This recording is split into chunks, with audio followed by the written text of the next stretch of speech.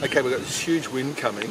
We know it's about to be here because it's starting to blow already. There's also a big storm coming, so there's heaps of things we've got to do in the distance, believe it or not. I know it looks a bit good, but in actual reality, in the distance there's quite a number of storms coming, and we know that because we built the bomb site. What do we do? Let's do it. So depending on how severe the wind is, I find just bringing down the awning on an angle, making it actually a stronger angle, is always a good tip.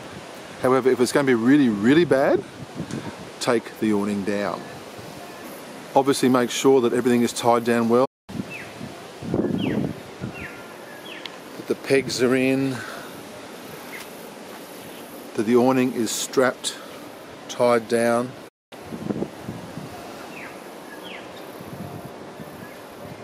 All your meshes or your tarps or your annexes are firmly established. And bikes, make sure they're covered to make sure as least amount of rain as possible gets them. Some other hints when there's really excessive wind particularly is this contraption here. Now this is what comes to be placed on the ends of the awnings for when you put up an annex, but it goes well beyond an annex. They are so good at holding the flapping top together that it really is worth adding on at this particular stage. So if there's ever any suspected wind of any significance, I always put these on the ends. Of course you could use those anti-flappers, the straps to go on the outside and tie the awning to the frame, but I find that they are nowhere near as good as these. So even if you don't have an annex, it may be worth investing. They're very simply put together. They just slide, the one end is there and the clip just hooks over at the top up there. The awning is then placed inside and that's the finished result there. And these clips just finalise the whole effect, and they firmly place them in and lock them in.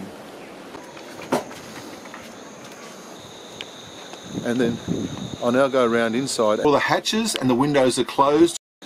If you know you're going to be stuck inside for a while, make sure you get your water supply. So check the water's still connected okay.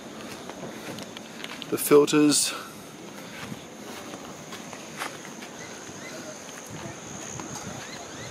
The power. In this case we've got an antenna, so we'll actually close this window shortly. It's an external antenna. At the end, do a walk round. Just make sure everything is right. Got to go inside and close those. Checklist, checklist, checklist. Gas is on. Make sure that the gas is on so you don't have to keep running in and inside and outside. All the pegs are fastened. Everything is stable. Inside, we're at the stage now, we're just about to dinner. The rain's not here yet, but when the rain starts coming, all these will be placed up against the wall there. But if it's a really heavy storm tonight, we'll put those straight back into the car.